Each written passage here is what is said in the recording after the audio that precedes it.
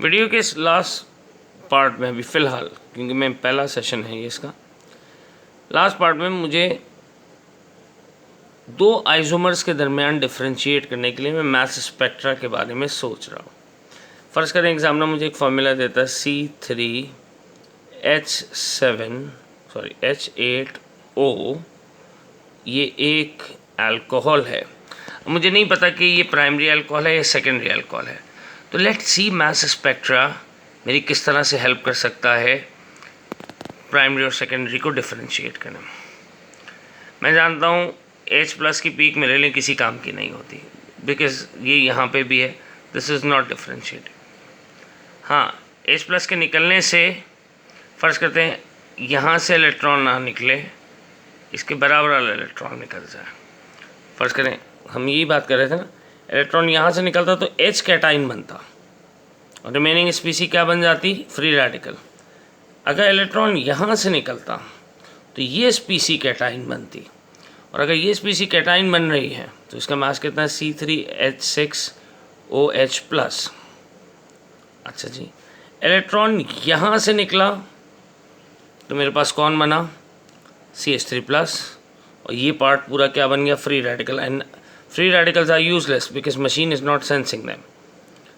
हाँ, लेकिन अगर इलेक्ट्रॉन यहाँ से निकलेगा तो ये स्पीसी मेरे पास C2H4OH की फॉर्म में नज़र आएगी। हाँ, अगर इलेक्ट्रॉन यहाँ से निकल जाए तो OH की एक पीक नज़र आएगी। इलेक्ट्रॉन यहाँ से निकले तब भी सेम पीक, यहाँ से निकले तब भी सेम पीक नज़र आएगी, और एक मेरे पास मॉलिक्यूलर आयन पीक किसी एक कार्बन के इनर शेल से इलेक्ट्रॉन निकल जाए। ओके, चलिए मैं ये सर्कल मिटा लेता हूँ अभी फ़िलहाल, ताकि मैं जब डिफ्रेंशिएट करूँ बिटवीन टू आइसोमर तो ये मेरे लिए जगह बाकी हो।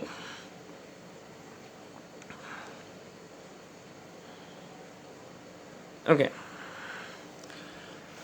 अब देखिए दूसरा आइसोमर जो मैं सोच रहा हूँ, तो इसकी पॉसिबल पीक्स क्या हो सकती हैं। H+ which is not differentiating, C3H6OH ये मेरे पास यहाँ पर भी मौजूद है, CH3 मेरे पास यहाँ पर भी मौजूद है। तो that means this is not differentiating, this is not differentiating, this is not differentiating, यानी ये कॉमन है दोनों जगह। डिफ्रेंशिएट कौन करेगी, क्या इसके पास OH की पीक बनेगी, यस OH+ की बन सकती है। अगर इलेक्ट्रॉन यहाँ से ट्रिगर किया जाए, नॉकआउट किया जाए, तो ये OH+ बन जाना चाहिए, वो मेरे पास ये रहा। OH+ मेरे पास यहाँ पे भी था, तो इसलिए this is not creating much difference, so this is also a common peak, not differentiating peak. Okay, लेकिन यहाँ पर मुझे एक ऐसी पीक मिल रही है जो मुझे यहाँ इस वाली लिस्ट में कहीं नज़र नहीं है, C2H4OH। वो कब मिल रही थी मुझे, जब इलेक्ट्रॉन यहाँ से नॉकआउट हो रहा है, इस जगह से बाहर जा रहा था। तो ये दिस C2H4OH की एक मुझे कैटाइनिक पीक मिल रही है, और एक मेरे पास मॉलिक्यूलर आयन, तो मॉलिक्यूलर आयन तो दोनों के पास होगी, this is also not differentiating. तो इसके पास अब तक सबसे मुख्तलिफ पीक ये वाली है जो मुझे यहाँ नज़र आ नहीं सकती। इलेक्ट्रॉन यहाँ से निकला तो OH का प्लस बन गया, इलेक्ट्रॉन यहाँ से निकलेगा तो C3H7 का प्लस बनेगा, जो कि मुझे यहाँ नज़र नहीं आया। तो इसका मतलब this is an important peak for me. Electron यहाँ से निकलेगा तो C2H5 का, इलेक्ट्रॉन यहाँ से निकलेगा तो CH3 का, CH3 एंड CH3 कॉमन, तो मैंने उसको वैसे ही क्रॉस आउट कर दिया। अच्छा, और कहाँ से इलेक्ट्रॉन निकल सकता है, अगर इलेक्ट्रॉन यहाँ से निकलेगा तो दिस बिकम C2H4OH। C2H4OH हमें यहाँ पे भी मिल गई, तो इसका मतलब ये भी मेरे लिए अनकॉमन हो गई, C2H4OH। अच्छा जी, लेकिन C3H7 अगर इलेक्ट्रॉन यहाँ से निकलता तो ये पूरी स्पीसी कैटाइन बन जाती है। C3H7 is the most important peak which is differentiating between, और साथ साथ एक और पीक C2H5।